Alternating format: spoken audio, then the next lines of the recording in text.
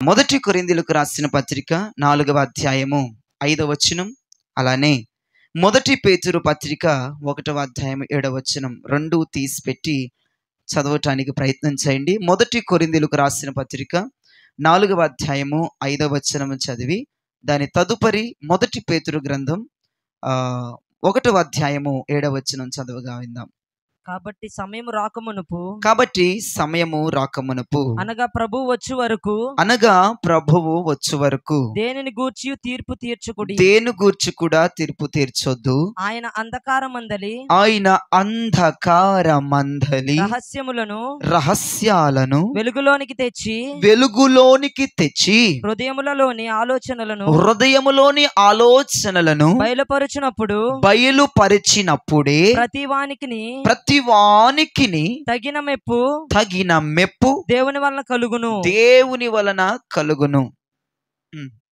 నశించిపోవు సువర్ణము అగ్ని పరీక్ష వలన శుద్ధపరచబడి ఉన్నది గదా. దానికంటే అమూల్యమైన మీ విశ్వాసము ఈ శోధనల చేత పరీక్షకు నిలిచినదై యేసుక్రీస్తు ప్రభువారు ప్రత్యక్షమైనప్పుడు మీకు మెప్పు మహిమయు ఘనతయు కలుగుటకు కారణమగును. చేతులెత్తి ఒక్కసారి స్తోత్రం చెప్పండి ప్రభుకి. ఈ 2 అధ్యాయాలు మనము ధ్యానం చేస్తాం, ఇప్పుడు చదివాం. మొదటి కొరింథీ 4:5 ఏముంది? దేవుడు ద్వారా, దేవుని చేత మనం అందరం మెప్పు పొందబోతున్నామంటే ఎంత హుషారైన మాటో తెలుసా? దేవుడే మనల్ని మెచ్చుకోబోతున్నాడు. స్తోత్రం చెప్పండి. ఈ మాట నేను చదివినప్పుడు చాలా ఆశ్చర్యానికి గురయ్యా. అయ్యా, నీవు గద్దించటానికి, ఖండించటానికి, సరిచేయటానికి, శుద్ధి చేయటానికి, అగ్నిలో పుటమి వేసి మా చెత్తను కాల్చివేయటానికే బోలెడని వాక్య సందర్భాలు ఉన్నాయి. నిర్గమాలో గనక వెళితే నేను నిర్దోషిగా నేను తీర్పు తీర్చనని ప్రభు మాట్లాడతాడే. అటువంటి వ్యక్తి సడన్ గా అంటున్న మాట, నా చేత మీరు మెప్పు పొందే రోజు ఒకటి రాబోతుంది. దేవునికి స్తోత్రం. నిజంగా ఈ మాట నేను చదువుతున్నప్పుడు లేదా ఇప్పుడు నేను మీకు చెప్తున్నప్పుడు నా హృదయంలో అంతరంగ పురుషుడు ఎంతగానో పరవశించిపోతూ ఉన్నాడు. దేవుని చేత మెప్పు పొందటం, దేవుడే ఒక వ్యక్తిని మెచ్చుకోవటం, అది సాధారణమైనటువంటి విషయము కాదు. అది చిన్న విషయం కాదండి. దేవుడు మెచ్చుకోవటం అనేది చిన్న విషయం కాదు, సాధారణమైన విషయం కాదు, ఆవకాయతనం ఆటకాయతనం కాదు. దేవుడు ఎలా పడితే అలా మెచ్చుకోడు, ఎవరిని పడితే వారిని మెచ్చుకోడు. కానీ అంటాడు, నా చేతే ప్రతివాడు నా మెప్పు పొందబోయే దినం రాబోతుంది. స్తోత్రం. మనుషులు ఎలా మెచ్చుకుంటారండి? పై శాస్త్రాలను చూసి, పై రూపాన్ని చూసి, పై చేసేటువంటి క్రియలు, పని చూసి మనుషులు మెచ్చుకుంటారు. కానీ దేవుడి మెప్పు ఒక వ్యక్తి పొందుకోవాలంటే అది సాధ్యమైన విషయమా? దేవుడు ఒక వ్యక్తిని భలా అని మాట్లాడాలంటే అది మన చిన్న సాధారణమైన విషయమా? ఎంతగా ప్రయాసపడాలి.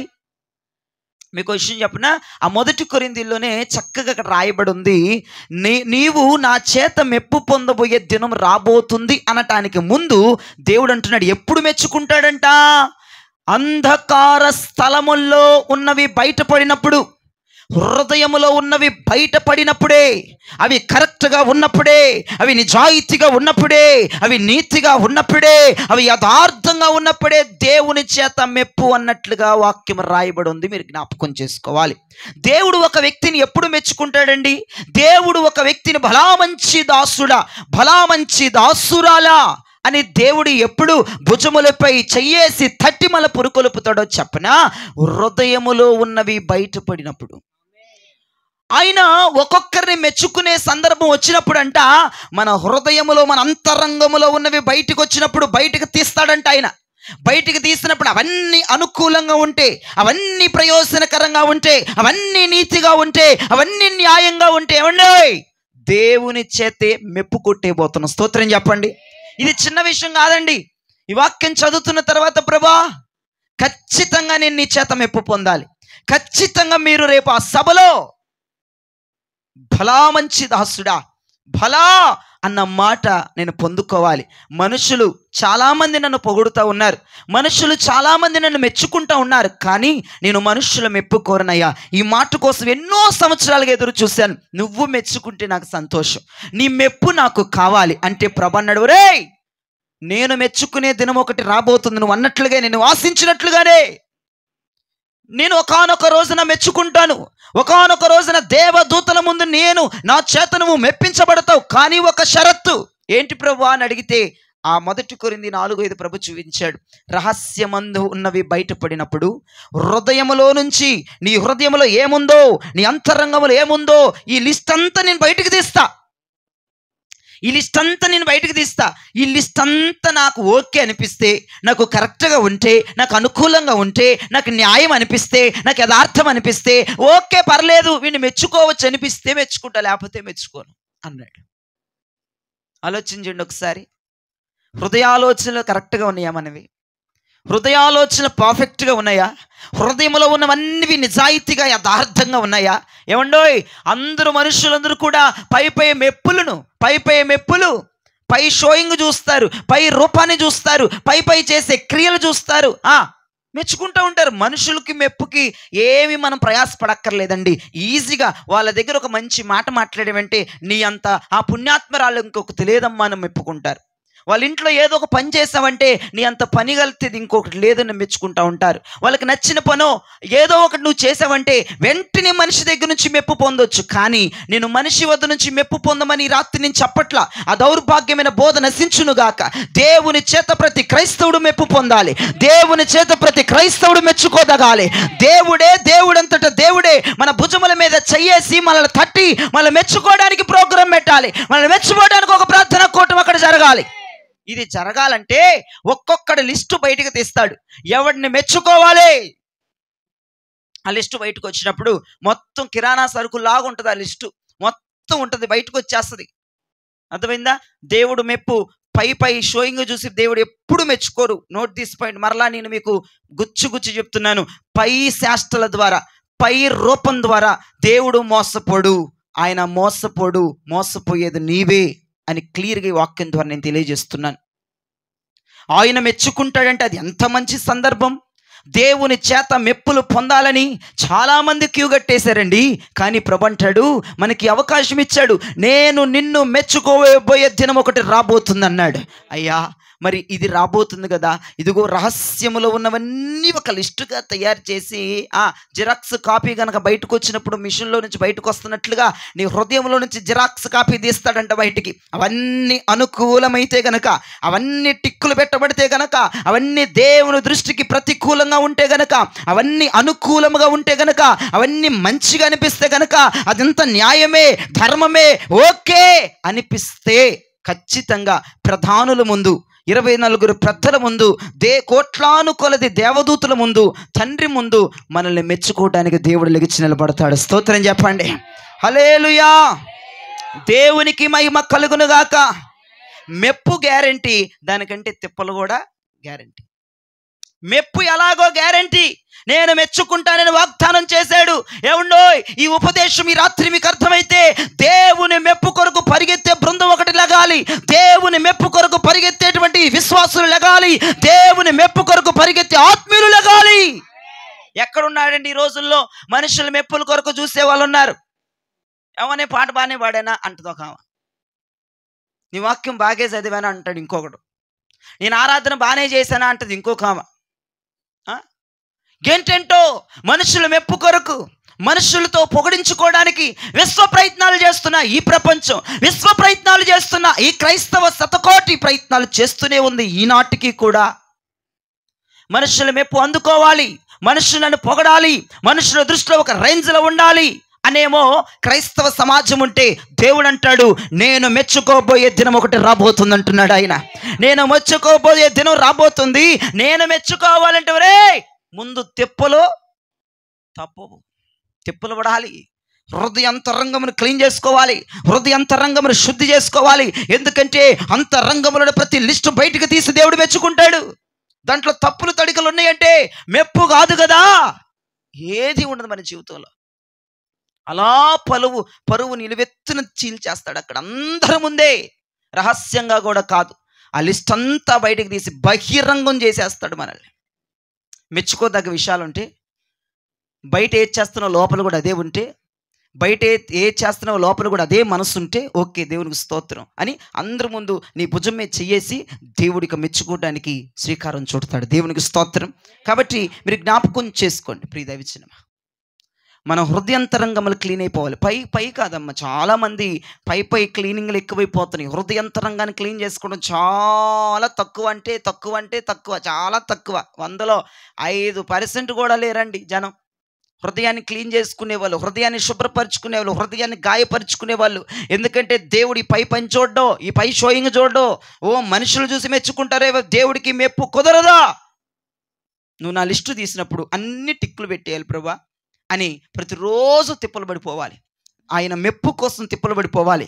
ఆయన మెచ్చుకుంటే చూడాలని ఆ ఉద్రేకం నీలో వచ్చేయాలి.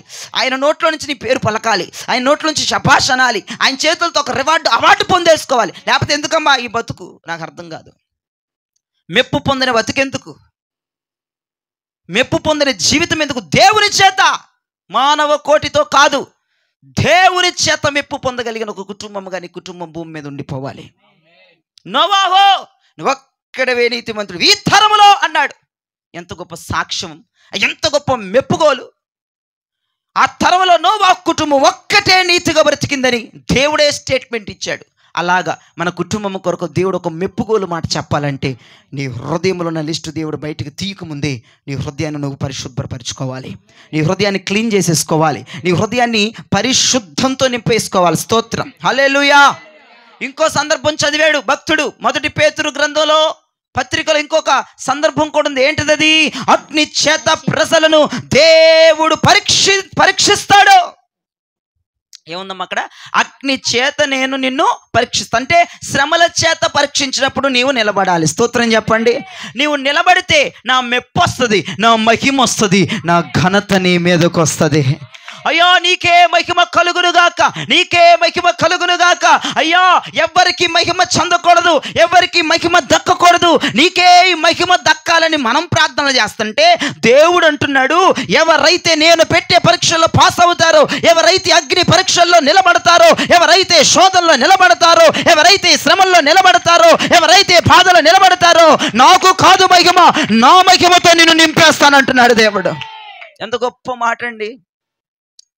పొద్దాకల మనం ఏం ప్రార్థన చేస్తాం? నేను కూడా చాలా సందర్భాలు, 1 కాదు 2 కాదు, పిచ్చగా చేసేస్తా ఈ ప్రార్థన. అయ్యా నేను నిలబడి వాక్యం చెప్తున్నా, మహిమ నాకు రాకూడదు, మహిమ నీకు రావాలి, మహిమ ఎవ్వరు దొంగలించకూడదు, నీకే రావాలి, నీకు రావాల్సింది నువ్వు తీసుకో అని కుప్పలు తప్పలు ప్రార్థన చేస్తాను నేను. కానీ ఈ రోజు నా మైండ్ పోయింది. దేవుడు అంటున్నాడు, రే నా మహిమ నీకు ఇచ్చే రోజు ఒకటి రాబోతుంది, నేను అందరి ముందు నిలబెట్టి నిన్ను గణపరిచే రోజు ఒకటి రాబోతుంది, నేను నిన్ను మెచ్చుకునే రోజు రాబోతుంది. ఏమంటే దేవుని మహిమే మనకిస్తాడంట. ఎప్పుడు? అగ్ని వంటి పరీక్షలో నిలబడినప్పుడు, పడిపోకుండా శోధనలో నిలబడినప్పుడు. కొంచెం ఓర్చుకో, తెప్పలు పడితే పడ్డావు కనుక కొంచెం ఓర్చుకోవటం ప్రారంభించు. ఓర్చుకోవటం, నీకు నువ్వే సమాయించుకోవటం, నీకు నువ్వే ధైర్యం చెప్పుకోవటం, నీకు నీవే శక్తిని నింపుకోవటం. ఎవడొచ్చి చెప్పడం మనకి పొద్దుకోకలో, ఎవడొచ్చి కన్నీళ్ళు తిడుతా కూర్చోడు. అందరికి కొన్ని పనులు. నీకు నువ్వే ధైర్యం చెప్పుకోవాలి, నీకు నువ్వే మెప్పుకోవాలి, నీకు నువ్వే వాక్యముల చేత నీకు నువ్వే బలపరుచుకోవాలి. ఈ సమయంలో ఎవడో రావాలి, ఎవడో నాకు మాట ఇవ్వాలి, నేను సావకుండా బతుకుతాను స్తోత్రం అంటే కుదరదు. నీకు నువ్వే నీ మనసును ధైర్యపరచుకోవాలి. ఈరోజు ఈ శ్రమ వచ్చిందా, రేపు మేలుంటుందిలే ప్రాణమా కృంగిపోవద్దని నీకు నువ్వే ధైర్యం చెప్పుకొని నిలబడాలి, ఓపికతో ఉండాలి. ఎందుకో తెలుసా? రేపో మాపో దేవుడు మహిమతో మనల్ని నింపేయబోతున్నాడు. ఆయన మహిమ మనకిస్తాడు. పిచ్చెక్కిపోతుందండి నాకు ఈ మాటలు చదువుతుంటే. అయ్యా నీకు మహిమ కలగాలి, అయ్యా నీకు మహిమ కలగాలి, నీ మహిమ భూమి మీద ఎవడు దొంగిలించకూడదని మనం ప్రార్థన చేస్తే, నా మహిమతో నిన్ను నింపేస్తానని మాట్లాడుతున్న సార్వభౌముడైన దేవుడు ఆయన. నేను నిన్ను ఘనపరుస్తానని మాట్లాడుతున్న దేవుడు. ఎంత గొప్పోడండి. దేవుని మెప్పు చేత, దేవుని మహిమ చేత, దేవుని ఘనత చేత సార్వత్రిక సంఘాలు నింపబడునుగాక. అగ్ని వంటి పరీక్షలో నిలబడుదుముగాక, శోధనలలో నిలబడుదుముగాక, వ్యాధులలో నిలబడుదుముగాక, బాధలలో నిలబడుదుముగాక, సమస్యలలో నిలబడుదుముగాక. నిలబడిన వాళ్ళకే మెప్పు, నిలబడిన వాళ్ళకే మహిమ, నిలబడిన వాళ్ళకే ఘనత. హృదయమును శుద్ధి చేసుకొని లిస్టు బయటికి తీయగాలే అన్నీ ఆయన దృష్టికి కరెక్ట్గా ఉండే వాళ్ళకి మెప్పు. ఎవరిని పడితే వాడిని, రోడ్డును పోయేవాడిని మెచ్చుకోడు ఆయన. అది పెద్ద చరిత్ర, అది పెద్ద కథ. దేవుని నోట్లో నుంచి భలే చేసావురా అంటానికి తిప్పలు పడిపోవాలంట మనం. దేవుడు మనల్ని మెచ్చుకోవాలంటే అబ్బా సూపర్ చేసావమ్మా అంటే మనం కొన్ని వందల సార్లు తిప్పలు పడిపోవాలంట. ఆయన నోట్లో నుంచి ఈజీగా ఒక వ్యక్తిని పొగడాలంటే, ఈజీగా ఒక వ్యక్తికి ఘనత ఇవ్వాలంటే అది కుదరని పనిని వాక్యం తేల్చి చెప్పేసింది. ఈ రెండు విషయాలు మీరు జ్ఞాపకం చేసుకోండి. ఒకటి, నీ హృదయాంతరంగాన్ని దేవుడు లిస్టు బయటికి తీసినప్పుడు అన్నీ కరెక్ట్గా ఉండాలి, అప్పుడే దేవుని చేత మనం మెప్పు పొందుతాం. రెండవది, ఎన్ని శ్రమలైనా నిలబడే మనం కనపడాలి, కృంగిపోవద్దు, పడిపోవద్దు. అప్పుడే మనకి మెప్పు, అప్పుడే మనకి మహిమ, అప్పుడే మనకి ఘనత. దేవునికి స్తోత్రం కలుగునగాక. హల్లెలూయా. దేవుడు ఏం చేస్తే మెచ్చుకుంటాడు? సుమారుగా ఒక వాక్యం చూపించి మన వాక్యంలోకి వెళ్ళిపోదాం. లూకాసు సువార్త 17:9. ఈ వాక్యం చదివిన తర్వాత మనం లోతుల్లోనికి వెళ్ళి ధ్యానం చేసుకుందాం. లూకాసు సువార్త 17:9. ఆ దాసుడు ఆజ్ఞాపింపబడిన పనులన్నీ చేశాడు. చేసినందుకు వాడు దయచూపెనని వానిని మెచ్చునా? ఓయ్, నా వైపు చూడు, చదివి 5 సంవత్సరాలైంది. దాసుడు దేవుడు చెప్పిన ఆజ్ఞలన్నీ చేశాడంట. ఏం చేశాడంటమ్మా? ఆజ్ఞలు. ఎన్ని ఆజ్ఞలు ఉన్నాయి మనకి? 20. దేవుని స్తోత్రం, బ్రతికిచ్చారు. 10 ఆజ్ఞలు ఉన్నాయి. ఈ 10 ఆజ్ఞలు చేసేసాడంట. లేదంటే దేవుడు ఇంకేం చెప్పాడు? ఈ 10 ఆజ్ఞలు కాకుండా ఆ దాసుడికి ఇంకేం మాటలు చెప్పాడు? అన్నీ చేశాడంట. ఇప్పుడు అన్ని మెచ్చుకోవాలా, మెచ్చుకోకూడదా? అక్కడ మెచ్చుకోకూడదనే ఉంది. వీడు మెచ్చుకోవాలంటావేంటి? వాడు నేను చెప్పిన మాటలన్నీ చేస్తే నేను మెచ్చుతానా అన్నాడు అక్కడ ప్రభు. అంటే చూడండి, దేవుని మెప్పు ఎంత క్రిటికల్గా ఉందో ఒకసారి మీరు ఆలోచించండి. అన్ని చేసినోడిని కూడా దేవుడు మెచ్చుకోడంట. వారం మందిరానికి రావాలా? వెళ్తున్నావు. ప్రార్థన చేయాలి? చేస్తున్నావు. ఉపవాసం ఉండాలి? ఉంటున్నావు. దైవజనుడు చెప్పిన మాటలన్నీ చేస్తున్నావు, ఒక్కడు కూడా తప్పట్లా. దేవుడే కదా దైవజనుడి నుంచి మాట్లాడుతుంది. దైవజనుడు ఎన్ని చెప్పాడు అన్నీ చేసేస్తున్నావు, ఒక్కడు కూడా తప్పలా. ఆజ్ఞను నువ్వు అతిక్రమించట్లా, అన్ని మాటలు చేస్తున్నావు, కానీ నిన్ను మెచ్చుకోడంట. ఎంత విడ్డూరమైనటువంటి స్టేట్మెంట్ ఒకసారి మీరు జ్ఞాపకం చేసుకోండి. ఒక యవనస్తుడు రోడ్డు మీద యేసుప్రభుని పట్టుకొని నిలదీసి మోకాలు వేసేసి, అయ్యో నిత్య రాజ్యములోనికి ప్రవేశించాలని మేము ఏమి చెయ్యవలెను అన్నాడు. ప్రభు అన్నాడు, ఒరే సింపుల్గా ఆజ్ఞలను పాటించు అన్నాడు యేసుప్రభు. ఆజ్ఞలంటే ఏమిటి అని అడిగాడు వాడు. అదేరా అని ఆజ్ఞలన్నీ వరుసగా చెప్పుకొచ్చాడు. ఓస్ ఇదేనా? మేము చిన్నప్పటి నుంచి చెప్తున్నాం, ఇంకేదో ఉంటే చెప్పు అన్నాడు. చిన్నప్పటి నుంచి చేస్తున్నాడు అంటే అవన్నీ. ప్రభు అన్నాడు, నువ్వు చిన్నప్పటి నుంచి చేసినాయా, నీలో ఇంకా కొదువ ఉంది. దేవుడు వాడిని మెచ్చుకోలా. ఒరే, నువ్వు ఆజ్ఞలను నెరవేర్చేస్తున్నావా? నా మాటలని చేసేస్తున్నావా? నేను ఇచ్చిన వాగ్దానాలను నెరవేరుస్తున్నావా? శభాష్ అన్నాడు దేవుడు. నీలో ఇంకా కొదువు ఉందిరా సన్నాసి అన్నాడు. అదే మగును, నీ ఆస్తిని పేదలకు ఇచ్చాయి. దెబ్బెమ్మడు చిన్నబుచ్చుకుని వెనక్కి వెళ్ళిపోయాడు. ఇదేంటండి పిచ్చెక్కిపోతుంది? దేవుడు ఆజ్ఞలన్నీ వాడు చేశాడుగా. దేవుడి ధర్మశాస్త్రంలో రాయబడిన ప్రతి మాట నెరవేర్చాడుగా. ప్రతి మాటను తూచా తప్పకుండా చేశాడుగా. మరి మెచ్చుకోవచ్చుగా? కుదరదంట. ఇప్పుడు నాకు ఒక క్వశ్చన్ రేజ్ అయింది. అన్నీ చేసినోడినే మెచ్చుకోపోతే ఏమీ చేయట్లే, మనల్ని ఏం మెచ్చుకుంటాడు? కొంతమంది అరసగం చేస్తారు, అరగుండ్లాగా. ఏమి చేయరు, సగం చేసి సగం మానేస్తారు. కొంతమంది దొంగగా చేస్తారు, కొంతమంది నకిలీగా చేస్తారు, కొంతమంది చేసినట్టు నటించేస్తూ ఉంటారు. మరి ఈ గుంపు ఏమైపోద్దో? చేసినోడికే దిక్కు దేవానం లేదు అక్కడ. ఆజ్ఞలన్నీ పాటించి నిలబడినోడు అంటాడు, నిన్ను మెచ్చుకొని పా అన్నాడు. మరి ఏమి చేయనోడు గతేంటి? అరకొర చేసేవాడు గతేంటి? అసలు చేయకుండా చేసేసామని మసిపూసి మారేడుగా చేసేవాడు గతేంటి? ఆలోచించండి ఒకసారి. నాకు నిజంగా ఈ మాటలు చదువుతుంటే మైండ్ అంతా పోయిందండి. ఇదేంటి ప్రభా, ఆడన్ని ఆజ్ఞలు చేస్తున్నాడుగా, నువ్వు చెప్పిన మాట ఎక్కడ తప్పాడు చెప్పాడు, అయినా మెచ్చుకొని నేను అన్నాడు దేవుడు. వామ్మో, ఎంత క్రిటికల్ వాక్యం అంటే ఇది ఉపదేశం అండి. ఒక్కసారి వాక్యం చదివిన తర్వాత నన్ను నేను పరీక్షించుకున్నా. అన్నీ చేసినోడికే మెప్పు లేదు, నేను అన్నీ చేయట్లేదు కదా, సగం వదిలేస్తున్నాను కదా, అరకొర వదిలేస్తున్నాను కదా, వదిలేసి కూడా చేయని కూడా చేశానన్నట్టు బిల్డప్ ఇచ్చేస్తున్నాను కదా, మరి నా పరిస్థితి ఏంటి రేపటి రోజున? పర్ఫెక్ట్గా ఉన్నోడే మెప్పును పొందలేకపోతున్నాడు, నీతిగా నిజాయితీగా యథార్థంగా ఉన్నోడే మెప్పును పొందలేకపోతున్నాడండి. నా బాధ అది. మరి మన పరిస్థితి ఏంటంట? ఏమీ చేయని నీ పరిస్థితి, చేయకుండా చేశానని చెప్పుకునే పరిస్థితి, మసిబూసి మారేడుగా చేసే నీ పరిస్థితులు ఏమైపోతాయి రేపు? దేవుని మెప్పులో నిలబడతావా? దేవుని ఘనతలో నిలబడతావా? దేవుని మహిమ నిన్ను కమ్ముకుంటుందా? ఇవన్నీ జరుగుతాయా? ఇది కళ లేకపోతే నిజమా? ఒకసారి జ్ఞాపకం చేసుకో. ఒకసారి ఆ దాసుని గుర్తు తెచ్చుకో. ఒకసారి యవనస్తుని గుర్తు తెచ్చుకో. వాళ్ళు అన్ని ఆజ్ఞలు చేసినా దేవుడు వాళ్ళు మెచ్చుకోట్లా. యేసు ప్రభువా, ఈ ధర్మశాస్త్రంలో ఉన్న మాటలన్నీ మేము చేసేస్తున్నావు నాయనా, అయినా నిన్ను నేను మెచ్చుకోను అంటున్నాడు. ఈ ధర్మశాస్త్రం ఉన్నది ఒక్కటన్నా మనం చేస్తున్నామా? మనం ఎలా మెప్పు పొందుతామండి? పర్ఫెక్ట్గా ఉన్నోళ్ళకే గతి లేదండి. మనం అరకొరగా ఉంటున్నాం, అటు ఇటుగా ఉంటున్నాం, అసలు చాలీసాలన్నట్టు భక్తి చేస్తున్నాం. మన జీవితాలు ఏమైపోతాయి రేపటి రోజున? మన పరిస్థితులు అసలు ఏమైపోతాయి? ఆలోచిస్తుంటేనే భయం వేసిపోతుంది నాకు.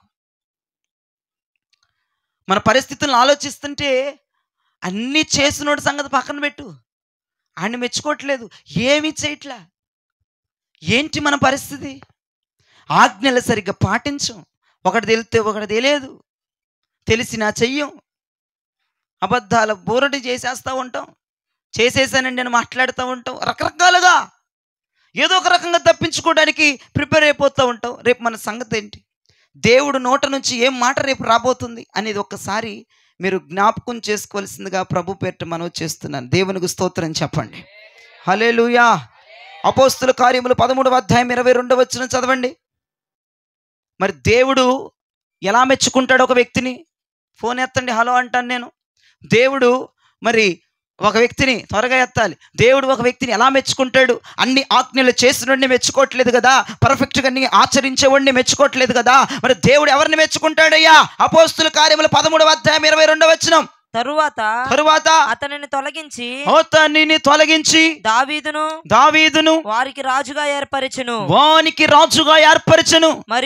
మరియు ఆయన నేను యెషయి కుమారుడైన దావీదును కనుగొన్నాను. ఏం కనుగొన్నావయ్యా? ఎర్రగా ఉన్నాడనా, బుర్రగా ఉన్నాడనా, చక్కని ఆకారం ఉందనా, చిన్నవాడనా, సింహమును ఎలుకబట్టును తరమగలిగిన వాడనా, గొర్రెలను కాపాడగలిగిన వాడనా? ఎందుకు కనుగొన్నావు? అతడు నా ఇష్టానుసారుడు మనుషుడు. అతడు నా ఉద్దేశములన్నీ నెరవేర్చడానికి అతనిని గూర్చి సాక్ష్యం చెప్పి దేవునికి చేతులెత్తి ఒక స్తోత్రం చెప్పండి.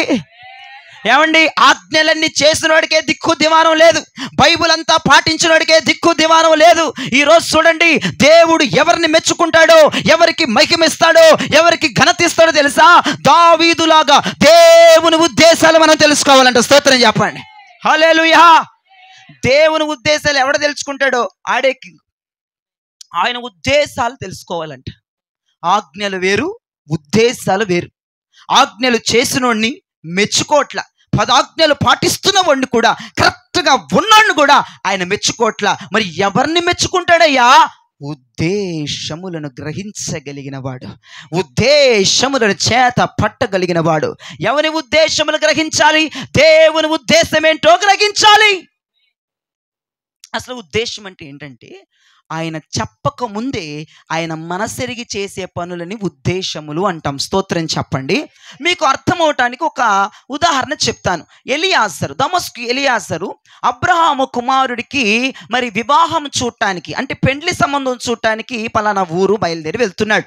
అయితే అతడు అనుకున్నాడు, నేను ఈ బావి దగ్గర ఉంటాను, ఈ బావి దగ్గరకు వచ్చేటువంటి ఈ కన్యకల్లో ఒక కన్యక ఎవరైనా సరే నాకు మంచినీళ్ళు ఇవ్వాలి, నాకు నేను దాహం అవుతుందని నేను అడుగుతాను ఆమె నాకు ఇవ్వాలి. ఓకే, అక్కడ వరకు బాగానే ఉంది. మళ్ళీ ఏమనుకున్నాడు మనసులో, నా ఒంటెలకు కూడా ఆమె దాహం తీర్చాలి. నేను అడగను, ఒంటెలకు దాహం తీర్చని నేను అడగను, నాకు మాత్రమే దాహం తీర్చమని నేను అడుగుతాను. ఆమె నాతో పాటుగా ఒంటెలకు కూడా తీర్చాలి. ఏమండి, ఇదంత సంక్లిష్టమైన పరిస్థితి. అమ్మా నాకు దాహం వేస్తుంది, కొంచెం నీళ్ళు ఇమ్మంటే ఇస్తాం. కానీ అక్కడ తిరకాసు చూడండి, ఎలియాజరు ఎలా ప్రార్థన చేసుకున్న బావి దగ్గర ఆ కాసు కూర్చున్నాడు. అయితే వచ్చింది ఒక ఆమె కన్యక, రెబెక్కా వచ్చింది. ఆ రెబెక్కాని ఆమె ఆ బావిలో నుంచి నీళ్లు చేదుకున్నప్పుడు ఆమెను అడిగాడు, అమ్మా తల్లి నాకు దాహంగా ఉంది, పొద్దుటేలు ఎప్పుడో వచ్చాను, మధ్యాహ్నం వేళ అయిపోతుంది, నాకు ఇక్కడ నీళ్ళు ఇస్తామంటే నీళ్ళు ఇచ్చింది. నీళ్ళు ఇచ్చిన తర్వాత ఒంటెలకి ఇమ్మని ఆయన అడగలా, ఒంటెలకు కూడా నీళ్ళు ఇవ్వటానికి ఆమె సిద్ధపడిపోయింది. దేవునికి స్తోత్రం చెప్పండి. అంటే సగం చెప్తాడు, సగం చెప్పడు. ఆ సగం మనమే తెలుసుకోవాలని చెప్తున్నాను. అర్థమైందా? ఉద్దేశములను గ్రహించాలి, దేవుని మనస్సును గ్రహించాలి. దావీదంట దేవుని యుద్ధాలు చేశాడంట. దేవుడు అనుకునేవాడంట, ఈరోజు పలానా ఏరియా మీదకి నేను వెళ్ళి యుద్ధం చేయాలి, పలానా సెంటర్ ప్లేస్లో యుద్ధం చేయాలి అనుకునేసరికి, దేవుని మనసులో వచ్చేసేసరికి అక్కడ దావీదుండి దేవుని యుద్ధాలు ఏం చేసేసేవాడంట. అరే రే వీడు భలే చేసేస్తున్నాడే, నా మనసులో మాట కూడా చెప్పలేదు కదా, వీడికి ఎలా తెలిసింది నేను ఇక్కడ యుద్ధం చేయాలని, ఇక్కడ యుద్ధం చేస్తే బాగుంటుందని నా మనసులో అనుకుంటే వీడికి ఎలా తెలిసిపోయిందిరా అని దేవుడు పిచ్చెక్కిపోయాడంటండి దావీదు గురించి. ఈ రోజున దేవుని ఉద్దేశములు ఆయన చెప్పకనే, నోరు తెరవకముందే ఆయన ఉద్దేశములు పసిగట్టి మనం ఆయన ఉద్దేశములు నెరవేర్చదముగాక. ఎవరిని మెచ్చుకుంటారు ఇప్పుడు చెప్పండి? దేవుని ఉద్దేశములు గ్రహించాలి, దేవుని ఉద్దేశములు చేతబట్టాలి, దేవుని ఉద్దేశములను నెరవేర్చాలి. ఏమండి, మరి మాకు యేసుప్రభు చెప్పలేదండి, మాకు అయ్యగారు చెప్పలేదండి, చెప్పడో గ్రహించాలి, గ్రహించి ఆ పని చెయ్యాలి. అయ్యగారు మనస్సులో నుంచి మాట, నోట్లో నుంచి మాట రాకముందే గ్రహించేయాలి, పసిగట్టేయాలి. పసిగట్టేసి ఆ పని మనం చేయగలగాలి. స్తోత్రం చెప్పండి. ఆశ్చర్యపోవాలి. దేవుడు ఆశ్చర్యపోయాడు దావీదుని చూసి. అబ్బో నిగురు కట్టుకుపోయాడు దేవుడు. ఓరు నాయనో ఇదేంట్రా, వీడికి ఎలా తెలిసిపోతున్నాయి రాన మనస్సులో బాధలు. అందుకే దేవుడు అన్నాడు, దావీదు నా హృదయానుసారుడు అన్నాడు. బా, నా ఉద్దేశాలు కనుక్కుంటున్నాడు, నా ఫీలింగ్స్ తెలుసుకుంటున్నాడు. నేను చెప్పకుండానే, నా ముఖ చిత్రం చూసేసి నేను ఎక్కడ యుద్ధం చేయడానికి వెళ్ళాలో నోరు తెరవకుండానే నా ఫీలింగ్స్, నా ముఖ చిత్రం చూసేసి వెళ్ళిపోయి అక్కడ యుద్ధం చేసేస్తున్నాడు. దావీదా నువ్వు నా హృదయానుసారుడా, నా ఉద్దేశములను గ్రహించి దానిని చేయగలిగిన వాడు అని అక్కడ స్టేట్మెంట్ ఇచ్చాడు. దేవుడు దావీదుని మెచ్చుకున్నాడు. అక్కడ ఒక వ్యక్తి దేవుని చేత మెప్పు పొందాలి, ఒక వ్యక్తి దేవుని మహిమతో కప్పబడాలి, ఒక వ్యక్తి దేవుని చేత ఘనపరచబడాలంటే అది సాధారణమైన పని కాదమ్మా. దేవుడు కొన్ని చెప్పకుండానే మనం గ్రహించి ఆ పని చేసేయాలి. హల్లెలూయా. దేవునికి మహిమ కలుగునుగాక, దేవునికి మహిమ కలుగునుగాక. ఆయన ఉద్దేశాలు ఎలా తెలుస్తాయి అసలు? అయ్యగారు సరే బాగానే చెప్పారు, ఆయన ఉద్దేశాలు ఎలా తెలుస్తాయో అసలు ఆయన ఉద్దేశాలు మేము ఎలా తెలుసుకోవాలో ఒక 3 ముక్కలు చెప్పండి అన్నోళ్ళు చేతులెత్తి గట్టిగా ఆమేన్ చెప్పండి. 3 ముక్కలు చెప్తా. ఆయన ఉద్దేశాలు మనం ఎలా తెలుసుకోవాలి, ఉద్దేశాలు తెలుసుకొని ఆ ఉద్దేశాలను మనం నెరవేర్చాలి. స్తోత్రం చెప్పండి. అప్పుడు దేవుడు మనల్ని మెచ్చుకుంటాడు. మొదటిగా ఆయన ఉద్దేశాలు మనం ఎలా తెలుసుకోవాలో భక్తుడిలో నుంచి మనం చూద్దాం. ఆదికాండం 18వ అధ్యాయము 33వ వచనం చదవగా విందాం. ఆదికాండం 18వ అధ్యాయం 33వ వచనం. యెహోవా అబ్రహాముతో మాట్లాడుట చాలించి ముగించిన తరువాత వెళ్ళిపోయాను. అబ్రహాము తన ఇంటికి తిరిగి వెళ్ళెను. దేవునికి చేతులెత్తి స్తోత్రం చెప్పండి. ఏమండి, ఈ మాట కూడా పిచ్చెక్కిపోయింది నాకు. ఏమన్నాడు? యెహోవా అబ్రహాముతో మాట్లాడి ముగించిన తర్వాత యేసుప్రభు వెళ్ళిపోయాడంట. అబ్రహాము ఆ ఇంటికి వెళ్ళిపోయాడంట. అసలు పై సందర్భం ఏంటి? ఇద్దరూ మాట్లాడుకున్నారు. అవునా? అక్కడ ఇద్దరూ సంభాషణ చేసుకున్నారు. దేవునితో అబ్రహాం మాట్లాడుతున్నారు. అయ్యా, సొదొమ గొమొర పట్టణాల్లో 50 మంది నీతిమంతులు ఉంటే కాపాడతావా, 45 ఉంటే కాపాడతావా? ఈయనేమో దేవుడితో మాట్లాడటం, దేవుడేమో ఓకేరా నేను కాపాడుతానని దేవుడేమో ఆన్సర్ ఇవ్వటం. వీళ్ళిద్దరూ మాట్లాడుకున్నారు. కానీ చివరికి ఈ మాట చూడండి, యెహోవా అబ్రహాముతో మాట్లాడి చాలించిన తరువాత అప్పుడు మాత్రమే అబ్రహాం తిరిగి వెళ్ళాడు. దేవునికి స్తోత్రం చెప్పండి. దేవుడు మాట్లాడి ముగించిన తర్వాత, దేవుడు మాట్లాడడం ఆపిన తర్వాత, దేవుడు మాట్లాడడం ఆగిపోయిన తర్వాత అప్పుడు అబ్రహాం ఇంటికి బయలుదేరాను అని వాక్యం సెలవిస్తుంది. అసలు ప్రార్థనా జీవితానికి విలువేంటో నేను ఈ రాత్రి చెప్తాను. ఈ మాట మీరు జ్ఞాపకం చేసుకోండి. ఆ పై వచనాలన్నీ మీరు ఇంటికి వెళ్ళి చదువుకుంటే, ఇక్కడ కాదు, ఇంటికి వెళ్ళి చదువుకుంటే అబ్రహాము దేవునితో మాట్లాడుతున్నాడు, దేవుడు అబ్రహాంతో మాట్లాడుతున్నాడు. ఇద్దరు సంభాషణ, దానిని ప్రార్థన అంటారు. స్తోత్రం చెప్పండి. ఇప్పుడు ప్రార్థన ఎలా చేయాలి? నువ్వు దేవునితో మాట్లాడాలి, దేవుడు నీతో అంతేగాని కిరాణా షాప్కి వెళ్ళిపోయి మొత్తం పేపర్లు రాసుకొని ఆ కందిపప్పు, పంచదార, బియ్యం, ఉప్పు, కారం అని చదివితే ఆడు ఇస్తా ఉన్నాడంటే అది ప్రార్థన ఇద్దా? పొద్దుగూలు మోకాలు వేసి చేతులు ఎత్తేసి బాధలన్నీ చెప్పేసి అడిగి వేడుకుంటున్నావు తండ్రి ఆమేన్ అంటే అయిపోద్దా సీను? దేవునితో మాట్లాడొద్దా? దేవునితో ముచ్చటించొద్దా? నువ్వు అడిగిన దానికి దేవుని సమాధానం ఇవ్వద్దా? ఓ లొడా వాక్కుంటూ వెళ్ళిపోతున్నావు. ఆయన మాట్లాడటానికి సమయం ఇవ్వేంటి? దాని పేరు ప్రార్థన అనరు. అది కాదు ప్రార్థన. ప్రార్థనకి అర్థం ఏంటి? ఇద్దరు వ్యక్తులు కూడి సంభాషించుకోవాలి, దాన్ని ప్రార్థన అంటారు. ప్రార్థనలో కూర్చున్నప్పుడు నువ్వు కొన్ని సమస్యలు ప్రభుకు చెప్పు. దేవుడు మాట్లాడిందా కాసేపు ఆగు. ఎందుకు వెళ్ళిపోతావు? వందే భారత్ ఇప్పుడు మొన్న వచ్చింది కదండి, కొన్ని సంవత్సరాల క్రితం. రయ్యని వెళ్ళిపోద్దంట, ఆగదంట. ఓకే అట్లా వెళ్ళిపోతూ ఉంటారు. ఒక్కొక్కరు ప్రార్థన నిజం కడుపు రగిలిపోతే ఒకళ్ళు ప్రార్థన చేస్తుంటే, అది ప్రభా, ఇది ప్రభా, బాబాయ్ తిట్టాడు ప్రభా, మమ్మీ తిట్టి ప్రభా, అయ్యా బాబాయ్ తిట్టింది ప్రభా, మా భర్త తిట్టింది ప్రభా, అది ప్రభా, వ్యాధి తీసే ప్రభా, రోగం తీసే. ఇంతకు తీస్తాడు తీయడ సైతాన్ని? నువ్వు ఆగవేంటి అక్కడ? తీస్తాడా తీయడ కనుక్కోవేంటి ముందులా? వ్యాధి తీసేయి, రోగం తీసేయి, మార్చేయి, నలిపేయి, నిలబెట్టేయి, అయిపోయింది. స్తోత్రం ఆమేన్. ఏంటమ్మా ప్రార్థన? తీసేయి, పీకేయి, నిలబెట్టి అంటూ ఏంటమ్మా? దేవుడికి మాట్లాడొద్దా? దేవుడు ముచ్చటించొద్దా? అబ్రహాం చూడండి దేవునితో మాట్లాడుతున్నాడు. ఏమని? అయ్యా 50 మంది నీతిమంతులను కాపాడుతావా? దేవుడు అంటున్నాడు కాపాడుతానని ఆన్సర్ ఇచ్చాడు అక్కడ. అప్పుడు రెండో స్టెప్కి వచ్చాడు. అయ్యా 45 మంది నీతిమంతులను కాపాడుతావా? దేవుడు కాపాడుతానని ఆన్సర్ ఇచ్చాడు అక్కడ. ప్రార్థన అనేది ఒక వ్యక్తి మాట్లాడటం కాదు, ఇరుపక్షాల వారు మాట్లాడుకోవటం, ఇరుపక్షాలు సంభాషణ చేసుకోవటం, ఇరుపక్షాలు నోరు తెరిచి మాట్లాడటం, దాన్నే ప్రార్థన అంటారు. నా దృష్టిలో, బైబిల్ దృష్టిలో. మరి మీ దృష్టిలో ఏది ప్రార్థన నాకు తెలియదు. ప్రార్థన మీరు బాగా బండు గుర్తు పెట్టేసుకోండి. నువ్వు మాట్లాడాలి, దేవుడు మాట్లాడాలి. అనండి ఒకసారి గట్టిగా, నేను మాట్లాడాలి, దేవుడు మాట్లాడాలి అనండి. దాని పేరేం పేరు? ప్రార్థనా జీవితం. నువ్వు ఒక్కదానివే మాట్లాడుకున్నావు అనుకో, దాని పేరు ప్రార్థన అనరు, అది మూర్ఖత్వం అంటారు. అర్థమైందా? మూర్ఖత్వం అంటారు. మీరు చాలా జాగ్రత్తగా మీరు జ్ఞాపకం చేసుకోండి. ఎట్లాగంటే చాలా విచిత్రమైనటువంటి మనుషులు. కొంతమంది ఫోన్లు ఎట్ట మాట్లాడతారంటే, ఫోన్లు ఇది ఎక్కడ పెడతారో తెలియదు, ఇట్ట హలో హలో ఎటు పెట్టావరా సైతాన, ఇదేంటి ఇక్కడ పెట్టి హలో అని ఇక్కడ మాట్లాడతారావేంటి? అడికి అసలు అర్థమవుతుందా? ఈ మాటలు అర్థమవుతాయా? ఇది ఎక్కడ పెట్టాలి, ఇది ఈ మూతి దగ్గర ఉండాలి. దాని పేరే కదా సంభాషణ చేసుకోవడం. ఎక్కడో పెట్టి కొంతమందిని ఫోన్ మాట్లాడటం చూస్తే నవ్వు వచ్చేసి, కోపం వచ్చేసి, ఇదేందిరా నాయన అనుకుంటాం. ఒకడిని అట్లాగే బండి మీద వెళ్తా ఉన్నాను ఒకరోజు, ప్రార్థనకు ఒక్కడిని వెళ్తా ఉన్నాను, మిట్ట మధ్యాహ్నం వెళ్తా ఉంటే ఒకడు ఏంటో మాట్లాడుకుంటూ వస్తున్నాడు. ఈడేంటో సైతాన్ గడు పట్టినోడికి లాగా గాల్లో మాట్లాడుతున్నాడు. ఆడు సోలో ఇయర్ బడ్స్ ఉన్నాయి. వామో స్తోత్రం, ఆయన ఫోన్ మాట్లాడుతున్నాడు. ఈ రోజులు ఇట్టు మాట్లాడట్లే, ఫోన్ లేక ఒకడు లోపలికి దూర్చేస్తాడు, సోలో కన్నా వెళ్ళిపోవట్లే. దేవుడు స్తోత్రం.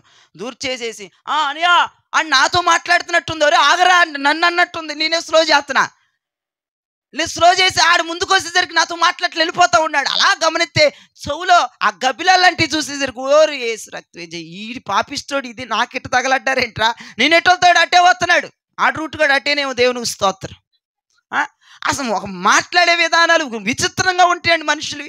అలానే ప్రార్థనలో కూడా దేవునితో నువ్వు మాట్లాడాలి, దేవుడు నీతో మాట్లాడాలి. స్తోత్రం చెప్పండి.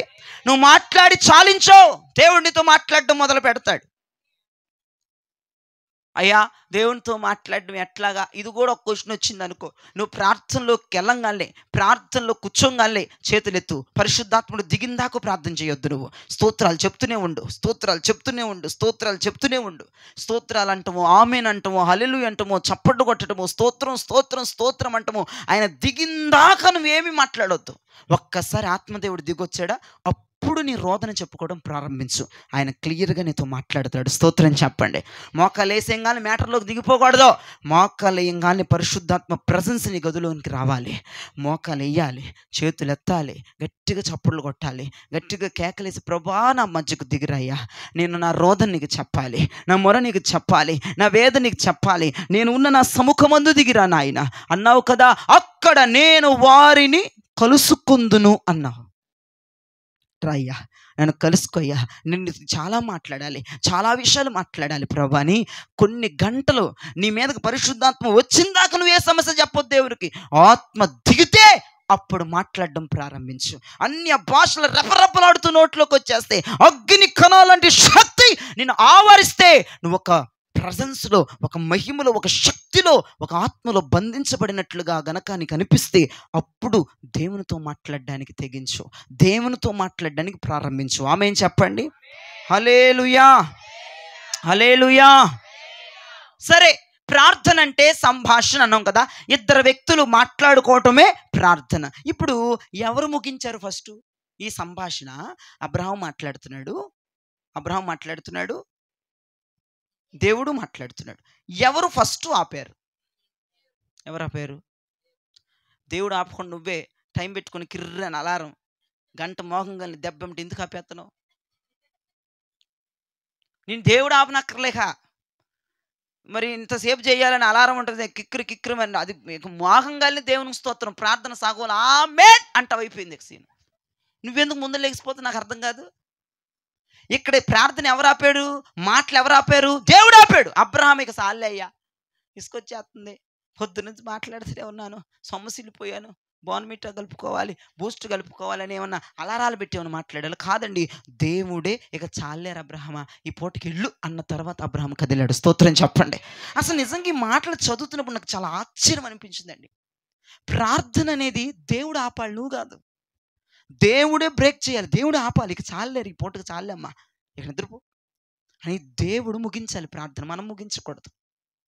మనం ముగించే ప్రార్థన ఎలా ఉంటే అలారాలు పెట్టుకోవడం, లేదంటే గెహాజీగాళ్ళలాగా ఒక వ్యక్తిని నిర్ణయించుకుంటారు, ఒరే పలానా గంటకి నువ్వు వచ్చేసేసి బిస్కెట్లు పట్టుకునిరా, లేదంటే సమోసాలు పట్టుకునిరా, లేదంటే టీ అనుకుంటారా. అప్పుడు ఆమెనని గట్టగట్ట టీ తాగేసి గట్టగట్ట సమోసాలు 4-5 వేసేసి లోపల లెగిసిపోతాను. సూచన అనమాట. ఒకళ్ళేమో మనుషులు పెట్టుకుంటారు, ఒకళ్ళేమో అలారాలు పెట్టుకుంటారు. వీళ్ళే ప్రార్థనలు ఆపేస్తారు. దేవుడు ముగించాలి, నువ్వు ముగించకూడదు ప్రార్థన. జ్ఞాపకం చేసుకో. ఒక్క సూత్రం చెప్తా. సమస్యలతో ప్రారంభమైన నీ ప్రార్థన దేవుని భారం తీసుకుని ప్రార్థన ముగించబడాలి. ఇది ప్రార్థనకి సూత్రం. సమస్యలతో మన ప్రార్థన మొదలవ్వాలి, చివరకు ముగించే టయానికి దేవుని భారం తీసుకుని మనం ప్రార్థనను దేవుడే ముగించాలి. స్తోత్రం చెప్పండి. ఆయన భారం మనం తీసుకోవాలి. అదేంటండి, మోకాళ్ళు వేసినామా సమస్యల కోసం ప్రార్థన చేసి ఇప్పుడు దేవుని భారంతో లేచింది. చివరికి దేవుని భారం నీ గుండెల్లోకి వచ్చేయాలి, దేవుని వేదనని గుండెల్లోకి వచ్చేయాలి, దేవుని రోదనని గుండెల్లోకి వచ్చేయాలి. దేవుడికి కూడా బాధ ఉంటుందండి, దేవునికి కూడా ఉంటాయండి. ఆయన బాధను పంచుకునే వ్యక్తులుగా మారిపోవాలి, ఆయన కష్టాన్ని పంచుకునే వ్యక్తులుగా మారిపోవాలి, ఆయన దుఃఖములో ఒక సగభాగంగా మారిపోయే వ్యక్తులుగా మారిపోవాలి. మనుషులను చూసి దేవుడు సంతాపపడుతున్నాడంట. ఆదికాండంలో చెప్తున్నారు, ఏం చెప్పట్లా. దేవుడు మనసు నొచ్చుకుందంట, దేవుడు ఏడుస్తున్నాడని కూడా బైబిల్లో పలు సందర్భాల్లో ఉంది. ఆయన కన్నీరు పంచుకునే వ్యక్తులుగా మారాలి, ఆయన భారాన్ని తీసుకునే వ్యక్తులుగా మారాలి. ఆయన మనసులో నొచ్చుకున్నాడంట, ఆయన ఏదో ఫీల్ అయిపోయాడంట, ఆ ఫీలింగ్స్ను కూడా పంచుకునే వారిగా మనం ప్రార్థనలో తిరిగి లగవాలి. స్తోత్రం చెప్పండి. హల్లెలూయా, హల్లెలూయా. కాబట్టి మీరు ఒకటి జ్ఞాపకం చేసుకోవాలి. ప్రార్థన అంటే నువ్వు మాట్లాడాలి, దేవుడు మాట్లాడాలి. అది మొదటి మాట. రెండోది, ఎవరు ముగించాలయ్యా అంటే దేవుడే నీ ప్రార్థన ముగించాలి. నువ్వు నీ అంతటికి నువ్వు ముగించుకొని పైకి లెక్కకూడదు. స్తోత్రం చెప్పండి. మనంతటా మనం అస్సలే ముగించకూడదు. అది మీరు జ్ఞాపకం చేసుకోండి. అది మీరు మనస్సులో పదిలిపరుచుకోవలసిందిగా ప్రభు పేట మనం చేస్తున్నాను. మనం ఎన్నటికీ మనం ప్రార్థన మనం ముగించకూడదు, దేవుడే మన ప్రార్థనను ముగించాలి. దేవుడికి చాలు అనాలి, దేవుడికి ఆపలేమ్మా అనాలి. స్తోత్రం చెప్పండి. అబ్రహాము అటువంటి మంచి ప్రార్థనా స్థితిని కలిగి ఉన్నాడు. ప్రియదైవజనం, సమస్యలతో ప్రారంభమైన ప్రార్థన దేవుని భారము తీసుకొని దేవుడే ఇక చాలని మనం పంపించాలి. ఇక చాలే, ఈ పూటకి ఇక చాలే, పడుకో అమ్మా, తల్లి పడుకోరా నాన్న, నాన్న పడుకోరా, ఈ పూటకు చాలే కానీ అని దేవుడే ముగిస్తే దాని పేరు ప్రార్థన. నువ్వే ముగించుకుంటే దాని పేరు ప్రార్థన అనరు. అది మీరు జ్ఞాపకం చేసుకోవాల్సిందిగా ప్రభు పేట మనం చేస్తున్నాను. దేవుని ఉద్దేశాలు మనము గ్రహించాలంటే, దేవుని ఉద్దేశాలు మనం తెలుసుకోవాలంటే మనము మాట్లాడాలి, దేవుడు మాట్లాడాలి. అప్పుడు ఆయన ఉద్దేశాలు మనకు తెలుస్తాయి. ఇక రెండవదికి వస్తే, దేవుడే మన ప్రార్థనను ముగించాలి, శుభప్రదం చేయాలి. ఆయనే చివరిగా ఓం ప్రార్థన చేయాలి, అంతే, ముగించేసేయాలి. ఇక ఆయనే బ్రేక్ చేయాలి, ఆయనే ఫస్ట్కి చాలనాలి. అప్పుడే మనం లెగిచి వెనక్కి తగ్గాలి. స్తోత్రం చెప్పండి. హల్లెలూయా, హల్లెలూయా. కాబట్టి అబ్రహాము వంటి ప్రార్థన జీవితం మనం కనుక కలిగి ఉంటే దేవుని ఉద్దేశాలు వెంటనే మనకు తెలిసిపోతూ ఉంటాయి. ఆదికాండం 18:17 వచ్చిన ఒకసారి చదవండి. ఆదికాండం 18:17. అప్పుడు అబ్రహాము సాగిలపడి నవ్వి 100 వానికి సంతానము కలుగునా 90 ఏండ్ల శారా కనున. ఆదికాండం 18:17. అది చదవాలి. ఇదేంతో చదువుతావే నువ్వు, చదవమ్మా. అప్పుడు యెహోవా నేను చేయబోవు కార్యము నేను చేసే కార్యం అబ్రహామునకు దాచిదనా. ఓ స్తోత్రం చెప్పు, చేతులెత్తిక చదివారు 7 సంవత్సరాలు నా పేరు చూడు. దేవుడు అబ్రహాముతో అంటాడు, అబ్రహామా నా మనసులో ఉన్న మాట నీకు చెప్పేయాలరా, నా మనసులో ఉన్న ఫీలింగ్ నీకు చెప్పేయాలరా, ఎవరితో చెప్పబుద్ధి కాట్లా, నీకే చెప్పాలనుంది నాయన అంటే, ఏంటి ప్రభా చెప్పయ్యా. ఈ రోజున దేవుని ఉద్దేశం అబ్రహాముతో దేవుడు పంచుకున్నాడు. కారణం, అబ్రహాము ప్రార్థనలో ఆజానుభావుడుగా మారిపోయాడు. అబ్రహాము ప్రార్థన ముగించడు మనకలాగా, దేవుడే ప్రార్థన ముగిస్తాడు. అబ్రహాము 1 సైడ్ మాట్లాడు, 2 సైడ్ మాట వచ్చిందాకా నిలబడిపోయి ఉంటాడు. స్తోత్రం చెప్పండి. సమాధానం వచ్చిందాకా 2వ మాటలోకి వెళ్ళడు. ఆ ప్రార్థన ఒక్కసారి భూమి మీద నువ్వు చేసి చూడు, ఖచ్చితంగా దేవుడు ఏది దాచుకోకుండా నీతో మాట్లాడతాడు. పరలోకం నుంచి దిగొచ్చేస్తాడు. పలానా భూమి మీద నా బిడ్డ ఉంది, నా మనసులో మాట చెప్పేయాలి. ఆనందం వచ్చినా, దుఃఖం వచ్చినా, బాధ వచ్చినా ఆగకూడదు, వెంటనే దిగొచ్చి నీకు చెప్పేయాలి. అమ్మా వంట తర్వాత అందుకుండా రావి, నీతో మాట్లాడు, కూర్చో, నీకు చెప్పకుండా నీకు చెప్పి నేను వెళ్ళిపోవాలి పైకి, నేను మహిళలో మళ్ళీ ఆ మేఘంలో వెళ్ళిపోవాలి, నీకు చెప్పాలి రా అని దేవుడు మనం పిలవాలి, కేకలేయాలి. ఆయన మనసులో బాధంతా, మనసులో భారమంతా, మనసులో ఉన్నటువంటి ఆ సంతోషమో లేదా భారమో కన్నీరు మనకు చెప్పేసిన తర్వాతే ఆయన భారం దిగిపోవాలి. అబ్రహాంతో అన్నాడు, అబ్రహమా నా మనసులో ఉన్న భారం నీకు చెప్పకుండా ఉండలేకపోతున్నాను రా, నీకు చెప్పాలని ఉందిరా. ఎందుకు దేవుని ఉద్దేశాలు అబ్రహాంతో చెప్తున్నాడు? ఎవరికో చెప్పొచ్చుగా, లోతుకు చెప్పకుండా అబ్రహాముకే ఎందుకు దేవుడు తన మనసులో ఉన్న మాట చెప్తున్నాడంటే, అబ్రహాము ప్రార్థన మనకలాగా చేయడు. ప్రార్థనలో ప్రావీణ్యము పొందినవాడు అబ్రహాము. ఇరుపక్షాల వాదన, ఇరుపక్షాల నైపుణ్యతను గ్రహించగలిగిన వాడు అబ్రహాము. అంతేకాదు, ప్రార్థన వెనువెంటనే ముగించేవాడు కాదు, దేవునికి అప్పగించుకునేవాడు. ప్రార్థన ఆయన లెగమన్నప్పుడు, ఆయన చాలు అన్నప్పుడే ఆమేన్ అని లెగిచేవాడు. ఆ ప్రార్థన మనము కలిగి ఉందముగాక. దేవుని ఉద్దేశాలు మనకు తెలియాలంటే, అబ్రహాముతో దేవుడు భారాన్ని పంచుకున్నట్లుగా మనతో కూడా దేవుని భారం, దేవుని ఉద్దేశం, దేవుని మనస్సును మనకు పరిచయం చేసుకోవాలంటే ఖచ్చితంగా అబ్రహాము వంటి ప్రార్థన చేయాలి. అదే 22వ వచనం 23వ వచనం కూడా చదివి పెట్టండి. అదే 18వ అధ్యాయము 22-23. ఆ మనుషులు అక్కడ నుండి తిరిగి సొదొమ వైపుగా వెళ్ళిరి. అబ్రహాము ఇంకా యెహోవా సన్నిధిలో నిలబడి ఉన్నాడు. అప్పుడు అబ్రహాము సమీపించి ఇట్లా నేను చాలు స్తోత్రం చెప్పడు, చేతులెత్తి. దేవుడు వచ్చాడు నా వైపు చూడండిగా. దేవుడు వచ్చాడు అబ్రహాం దగ్గర. దేవుడు వస్తే చెట్టు కింద నిలబడ్డాడు. దేవుడు వచ్చి, అయ్యా అక్కడ నిలబడిపోయారంటారు తమరు, ఇదిగో నీళ్ళు తీసుకోండి, చేతులు కాళ్ళు కడుక్కోండి, భోజనం సిద్ధపరుస్తున్నాం, తినాల్సిందే మీరు భోజనం అని మర్యాద బాగా చేశాడు. రంగంలే కాళ్ళు చేతులు కడుక్కోవడానికి నీళ్ళు ఇచ్చాడు. దేవుణ్ణి చల్లగా చెట్టు కింద కూర్చోబెట్టి చక్కగా భార్యతో భోజనాన్ని ప్రిపేర్ చేయించి వచ్చినటువంటి దేవునికి భోజనాన్ని పెట్టాడు. పెట్టిన తర్వాత దేవుడు తిరిగి లెగిచి వెళ్ళిపోతుండగా, అబ్రహామా నేను నీకు సంతాన ప్రాప్తి అనుగ్రహించబోతున్నాను అన్నాడు దేవుడు. నేను నీ భార్య గర్భమును నేను ఫలింపచేయబోతున్నాను అన్నాడు. అయితే అబ్రహాం అయానికి స్తోత్రమయ్యా అన్నాడు. శారమ్మ నవ్వింది. ఏయ్ ఎందుకు నవ్వావు అన్నాడు దేవుడు. అయ్యో అని తలుపేసి కూర్చొని లోపలికి వెళ్ళిపోయింది. ఎవరు చూడలేదనుకుంది పాపం శారమ్మ.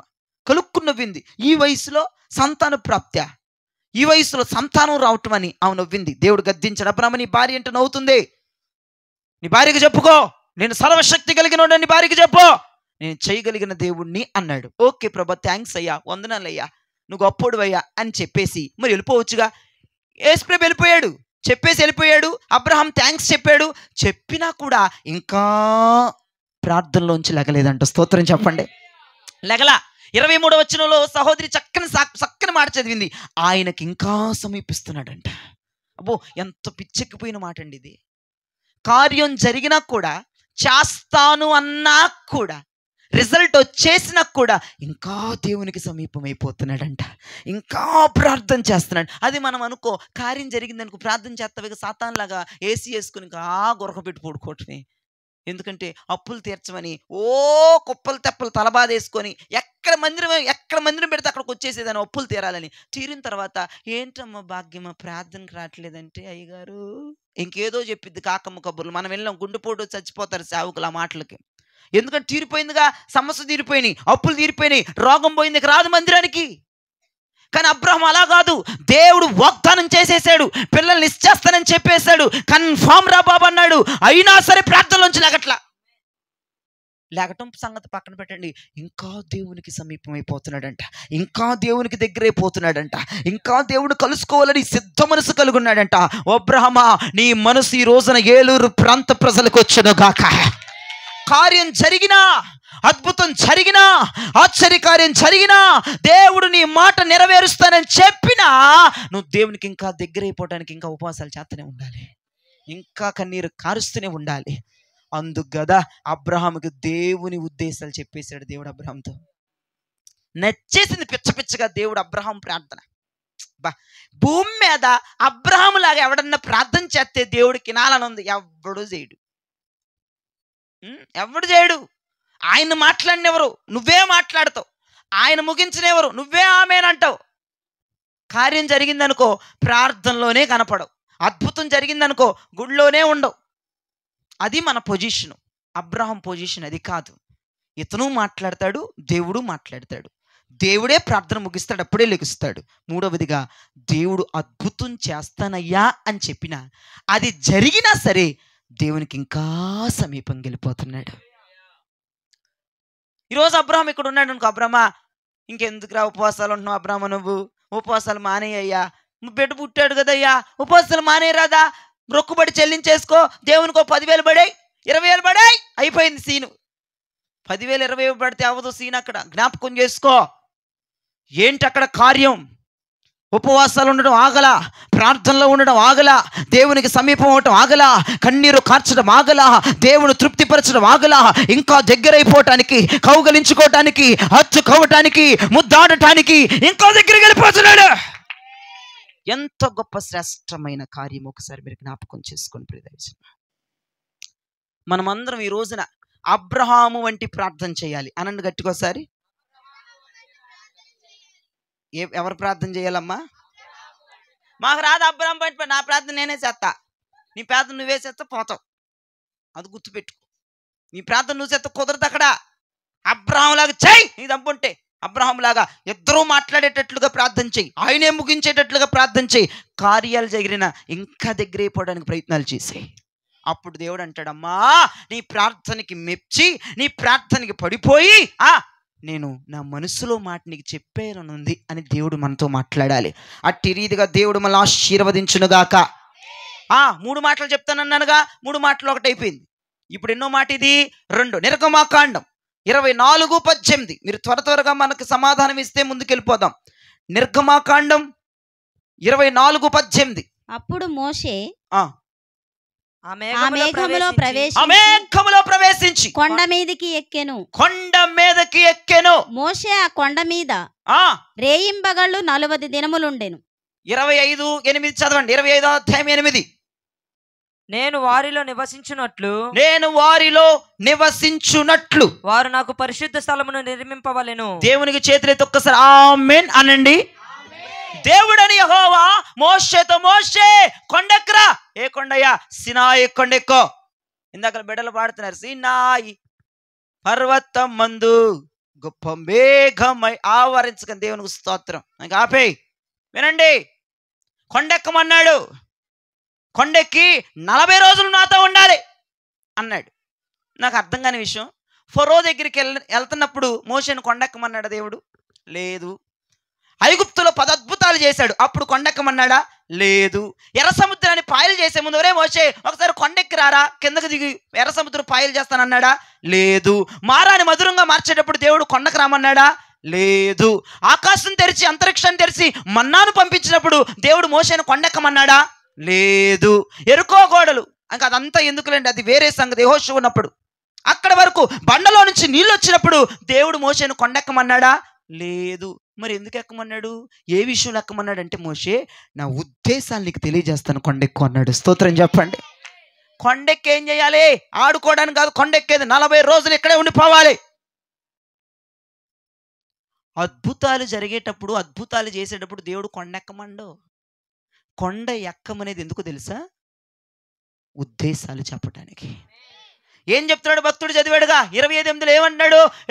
నా కొరకు పరిశుద్ధ ఆలయము నిర్మింపవలను, అందుకే నిన్ను కొండకి నేను ఎక్కించానన్నాడు. ఎర్ర సముద్రం దగ్గర కొండెక్కమల్లా, ఫరో దగ్గర పంపించినప్పుడు కొండెక్కమల్లా, కర్రను అటు చూపించన్నప్పుడు కొండెక్కమల్లా, అంతరిక్షంలో నుంచి మన్నాను కురిపించినప్పుడు కొండెక్కమల్లేదు, బండలో నుంచి నీళ్ళు వస్తున్నప్పుడు కొండెక్కమల్లేదు. నా ఉద్దేశాలు చెప్పేయాలి, రా కొండ మీదకి అన్నాడు. ఇప్పుడు మనం ఏం చెప్తాం తెలుసా? అసలు కొండ ఎక్కడం అంటే అర్థం ఏంటి? ఉపవాసాలు ఉండటం. అది నేను చెప్పింది. కొండ ఎక్కమంటే లేరులు కొండలేవు లేవయ్యా, మీ ఊర్లో ఉంటే చెప్పి అక్కడికి వచ్చి ఎక్కుతానంటే అది కాదు నేను చెప్తుంది, దరిద్రం. కొండ ఎక్కడం అంటే ఏంటమ్మా? ఉపవాసం ఉండటం. ఎర్ర సముద్రాన్ని చీల్చేటప్పుడు 40 రోజులు ఫాస్టింగ్ ప్రేయర్ చేయి, ఎర్ర సముద్రం తీరుతా అన్నాడు దేవుడు. అన్నాడా? మీరు సైలెంట్గా ఉంటే అన్నాడేమో అనిపిస్తుంది నాకు. మరి అనలేదని చెప్పరే. 40 రోజులు ఫాస్టింగ్ చేయరా, నేను ఎర్ర సముద్రం చీలుతా అల్లా. 40 రోజులు ఫాస్టింగ్ చేయి, మన్నాను పంపుతాను అల్లా. 40 రోజులు ఫాస్టింగ్ చేయి, బండలోంచి నీళ్ళు ఇస్తాను అల్లా. 40 రోజులు ఫాస్టింగ్ చేయి, మారాన్ని మధురంగా మారుస్తాను అల్లా. 40 రోజులు ఫాస్టింగ్ చేయి, నా ఉద్దేశాలు తెలియజేస్తాను అన్నాడు. 40 రోజులు ఉపవాసం ఉన్నాడు. 40 రోజులు ఉపవాసం ఉంటే దేవుడు మందిరం ఎలా కట్టాలి, నా మందిరం ఎలా ఉండాలి, ఏ మెటీరియల్తో కట్టాలి, డబ్బు ఎక్కడి నుంచి వస్తుందో 40 రోజులు పెట్టింది దేవుడు మోషేతో మాట్లాడటానికి. మనం ఉపవాసం ఎందుకు ఉండాలి? అద్భుతాల కోసం కాదు. అమ్మో, ఈ రోజుల్లో అద్భుతాలు జరగాలని నెలల మీద నెలల తరబడి ఉపవాసాలు ఉంటున్నారు. అసలు ఉపవాసము దేనికోసం ఉండాలంటే దేవుని ఉద్దేశాలు తెలుసుకోవడానికి ఉపవాసం ఉండాలి.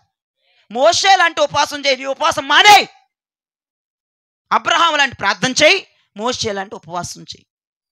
ఉపవాసం చేస్తున్నావంటే నీ ఉపవాసంలో ఏముండాలి? నీ ఉద్దేశం చెప్పయ్యా, నీ ప్రణాళిక చెప్పయ్యా, నీ చిత్తం ఏంటో చెప్పయ్యా, నీ మనసు ఏంటో అది కావాలి కదా. ఎందుకు ఉపవాసం ఉన్నామంటే ఒక ఆమెని ఇల్లు పూర్తవ్వాలని అంటుంది, ఇంకొక ఆమె ఎందుకు ఉపవాసం పిల్లలు కావాలంటుంది, ఇంకొక ఆమె ఎందుకు ఉపవాసం ప్రమోషన్ కోసం అంటుంది, ఇంకొక సాతానుగాడు అంటాడు ఎందుకు ఉపవాసం ఉంటున్నారంటే మీరు చర్చికి రమ్మని మానేస్తారని ఉపవాసం ఉంటాను అంటాడు. పద్దాలు చర్చిరా అన్నావు కదా, ఈ మాట మీరు మానేయాలని ఉపవాసం ఉంటాను అన్నాడు జోగ్గా. సీరియస్ కంటే నెత్తి పగిలిపోదు మైకుతో. రకరకాలుగా ఉపవాసాలు ఉంటారమ్మా. నేను అంటున్నాను, ఉపవాసం అనేది దేవుని ఉద్దేశాలతో కూడింది. అది ఫస్ట్ ఉపవాసం ఉన్న వాళ్ళు ఎవడో తెలుసా? మోషేని. మీకు ఎవరికి తెలియదు ఈ విషయం.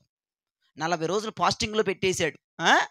మౌలిష్వా అద్భుతాలు అవలీలగా చేస్తాడు. అద్భుతాల కోసం ఉపవాసాలు ఉండక్కర్లా. మీరు ఆరోగ్యాలు చెడగొట్టుకోబాకండి. అద్భుతాల కోసం ఉపవాసాలు ఉండి దేవుడు అడిగితే ఇచ్చేస్తాడు. కానీ ఉపవాసం చేయాల్సింది ఒక్క దానికోసమే. ఆయన ఉద్దేశం తెలుసుకోవాలి, ఆయన మనస్సును తెలుసుకోవాలి, ఆయన ఉపదేశం. అసలు ఉద్దేశం అంటే అర్థం ఏంటి? కొండ మీదకి రమ్మన్నాడంటే ఉపదేశం ఇచ్చాడు. ఉపదేశం కొరకే మనం ఉపవాసం ఉండాలి. ఆయన ఉద్దేశాలు తెలుసుకోవడానికి ఉపవాసం ఉండాలి, ఆయన మనస్సును తెలుసుకోవడానికి ఉపవాసం ఉండాలి. దేవునికి మహిమ కలుగునుగాక. హల్లెలూయా. మోషే ఏమెక్కాడంటమ్మా? మేఘం. కొండ ఎక్కాడు, స్తోత్రం. రెండోది, కొండ మీదకి ఎలా వెళ్ళాడు? మేఘం వచ్చిందంట, మేఘంలో కప్పబడి కొండ మీదకి వెళ్ళాడంట, మేఘంలో ప్రవేశించాడంట. ఉపవాసం అంటే అన్నం తిండి మానేయటమే, తిండి నీళ్లు మానేయటమే కాదు, మేఘంలోకి వెళ్ళిపోవాలి, ఎవ్వడికి కనపడకూడదు. నన్ను గదిలించబాక వెళ్ళిపో అని డోర్లు వేసుకుని ఉపవాసం చేయాలి. ఉపవాసం ఉండి ఆహాహా లల్లల్లా ఓహోహో అంటే సరిపోదు. ఉపవాసం ఉంటుంది. ఆ ముచ్చట్లు ఏమికి కావాలి, ఈ ముచ్చట్లు ఏమికి కావాలి, ఆటలాడిద్ది, ఈ ఆటలాడిద్ది, ఉపవాసం ఉండి మళ్ళీ అన్నపానాలు బంద్ చేస్తే సరిపోద్దా? మేఘంలోకి ప్రవేశించక్కర్లేదా? 4 గంటల దాకా మా ఇంటికి రావద్దు, డోంట్ కేర్, ఫోన్ తోసేయాలి జనాల్ని, వెళ్ళిపో, నీ మేఘంలోకి వెళ్ళిపోతున్నా, ఎవరికి కనపడి నేను. ఉపవాసం ఉంటావు, అందరికి ప్రత్యక్షమైపోతావు, ఉపవాసం ఉంటావు, అందరికి కనపడిపోతావు. కానీ మోషే 40 రోజులు పగళ్ళు రాత్రులు ఉపవాసం ఉండటానికి మేఘములో ప్రవేశించి కొండ మీదకి వెళ్ళిపోయాడు. స్తోత్రం చెప్పండి. మనం మేఘంలో ప్రవేశించాలి. బుద్ధులైన ఉపవాసాలు చేస్తున్నాం, అందుకే కార్యాలు జరగట్లేదు, దేవుని ఉద్దేశాలు తెలుసుకోవట్లేదు, దేవుని యొక్క నిర్ణయాలు గ్రహించలేకపోతున్నాం. ఈ రోజున ఉపవాసం, ఎవరు ఉపవాసం ఉంటారు? మనం ఎవరు ఉపవాసం ఉండాలి? ఏమమ్మా కుర్చీలో వాళ్ళు ఎందుకు మరి? చందన బ్రదర్స్కి వెళ్ళాం నేను, ఏదో షాపింగ్కి, బొమ్మలు ఎట్టకొని ఒక్కొక్కటి ఒక బొమ్మను చూసి దడుచుకుపోయా, నా జుట్టు ఎర్రబోసుకొని చీర కడితేను అట్టా కూర్చుంటారు. ఎక్కడ కుర్చీలో వేసినా నా కుర్చీలో వాళ్ళు డెమా కోపం వచ్చేది. దేవుడిని మిమ్మల్ని క్షమించునుగాక. మాట్లాడరే, బొమ్మలా మనుషులా? మీరు బొమ్మలేనా? స్తోత్రం. అసలు మీ మనుషులు అనాలిగా, అంటలేదు వాళ్ళు, అయితే బొమ్మలాలు. దేవునికి స్తోత్రం. వినండి, ఉపవాసం ఉంటే ఎవడు ఉపవాసం చేయాలమ్మా? ప్రార్థన చేస్తే ఎవరు ప్రార్థన చేయాలి చెప్పాలి? ఏమో మీతో పడి సావలేను కుర్చీ వాళ్ళతో నేను. ప్రార్థన చేస్తే అబ్రాహాములాగా ప్రార్థన చేయాలి. ఉపవాసం ఉంటే మోషేలాగా ఉపవాసం చేయాలి. మోషే ఉపవాసం చేశాడు అద్భుతాలు, ఆశ్చర్య సూచక కార్యాల కోసం కాదు, దేవుని ఉద్దేశాన్ని తెలుసుకోవడానికి. ఇక 3వ చెప్పు ముగించేస్తాను. భక్తులు నా కొరకు ఎదురు చూస్తున్నారు కొంతమంది. దానియేలు గ్రంథం 9వ అధ్యాయం 1 నుంచి 3 చదవండి. దానియేలు 9, 1 నుంచి 3. మాదీయుడగు అహష్వేరోషు యొక్క కుమారుడైన పైన రాజాయను. అతని ఏలుబడిలో మొదటి సంవత్సరమందు దానియేలను నేను యెహోవా తన ప్రవక్తయగు ఇర్మియాకు సెలవిచ్చి తెలియజేసినట్టు యెరూషలేము పాడుగా ఉండవలసిన 70 సంవత్సరములు పూర్తి అవుచున్నవని గ్రంథముల వలన గ్రహించి తిని. అంతటా నేను గోనెపట్ట కట్టుకుని ధూళి తలపైన వేసుకుని ఉపవాసముండి ప్రార్థన విజ్ఞాపనలు చేయుటకై ప్రభువకు దేవుని ఎదుట నా మనస్సును నిబ్బరము చేసుకొంటిని. దేవునికి చేతులెత్తి ఆమేన్ అనండి. దానియేలు అంటున్నాడు, గ్రంథపు చుట్టలో రాయబడిన వాక్యం చదువుతూ ఉంటే నాకు ఒక మంచి విషయం అర్థమైంది బ్రదర్స్. ఏంటో తెలుసా? 70 సంవత్సరాలేక ఇజ్రాయేల్ ప్రజలకు విడుదల రాబోతుంది. ఈ దేశం మాదవబోతుంది. మాకు శత్రు నుంచి విడుదల కలగబోతుంది. మాకు విజయం రాబోతుంది. మేము నెమ్మది పొందబోతున్నాం. మేము విజయ పదం మీద నడవబోతున్నాం. ఎలా తెలిసింది దానియేలు అంటే? ఏం చెప్తున్నాడు ఇప్పుడు దానియేలు? బైబిల్ చదివితేనండి ఏమండి ఇట్లా తీసుకెళ్ళిపోయి బూజు పట్టే చోట్ల పెట్టకుండా ఇది చదివితే నీ బాధలు పోయే సిస్టమ్ దేవుడు చెబుతాడు. అర్థమైందా? అయ్యగారు నాకేం అర్థం కావట్లేదు అయ్యగారు, ఈయన ఎందుకు చేసుకున్నాను అర్థం కావట్లేదు అయ్యగారు, ఈయన ఎందుకు వచ్చాడు ఇది చదువు అర్థమైంది. అసలు ఈయన ఎందుకు చేసుకున్నాను అర్థం కావట్లా. మీ ఆయన అంటాడు, మళ్ళీ ఇద్దరు నా విశ్వాసులే, ఆయన అంటాడు అసలు ఇది ఎందుకు వచ్చిందో నాకు అర్థం కావట్లేదు, ప్రార్థన చేసి చెప్పు అంటున్నాడు ఆయన. ఇద్దరు నా ముఖం మీద పడుతుంది, నేను ఎక్కడ ఎడ్చొచ్చేది, ఇది చదువుని సావంటారు బాబా, అర్థమైపోద్ది. దానియేలుకు ఒకటి అర్థమైందంట, ఇక 70 సంవత్సరాలు ముగించబడింది, ఇక విడుదలైపోతాం మేము. అదే చదవండి, వాక్యం చదివితే దేవుని ఉద్దేశాలు బయలుపడతాయి. వాక్యం చదవటానికి మనసు ఉంచండి. మాకు చదువు రాదు బాబయ్య అన్నామంటే చదివించుకో. ఏం చెప్పలేను నేను, పోతాం నరకానికి. ఇటు సాకులు చెప్తే చదివించుకో. మా మనవరాలు అది పెద్ద సాతాంది నాయన, అది చదవదు, అది చదివి వినిపించదు. చదివే వాళ్ళ దగ్గరికి వెళ్ళి పుస్తకం పట్టుకుని, అమ్మ 4 మాటలు మొక్కలు చదువమ్మ. విజయవాడలో ఒక మా అమ్మ ఉంటుంది, సీతమ్మ అమ్మ అని, చక్కగా క్యాలెండర్లో వాక్యాలు ఉంటాయి కమ్మ, రోజు అది వాళ్ళ మనవరాలతో చదివించుకుంటుంది. ఆ వాక్యం చదివించుకుంటుంది. అమ్మ చదువమ్మ, అది 2-3 సార్లు చదివించుకొని వాళ్ళ మనవరాలు జాబ్కి వెళ్ళిపోద్ది. ఇక అదే మాట పఠిస్తూ ఉంటుంది, ఇక ధ్యానం చేస్తూ ఉంటుంది.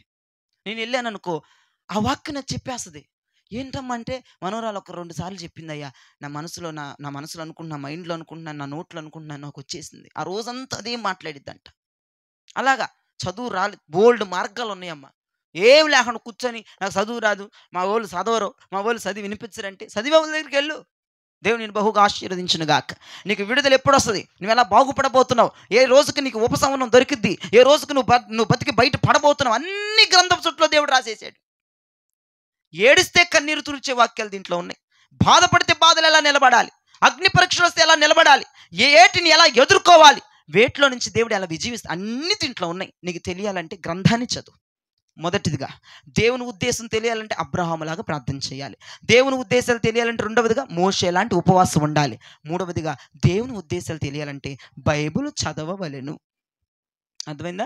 బైబిల్ చదవాలి. ఈరోజు బైబిల్ గూట్లోకి వెళ్ళిపోయి మరలా వచ్చే ఆదివారంకి వచ్చిందనుకో, పరాంటి దయ్యం, నీ అంత పర్ణపిచాచి, నీ అంత పాపిష్టి జనం ఇంకొకటి ఉండదు ఇక ఈ భూమి మీద. అది మీరు జ్ఞాపకం చేసుకోండి. ఈ బైబిల్ గూటులోకి వెళ్ళి ఆదివారమే వస్తుందా బయటికి, ఖచ్చితంగా నువ్వు తీర్పులో నిలబడిపోతావు. నేను చెప్తున్నా.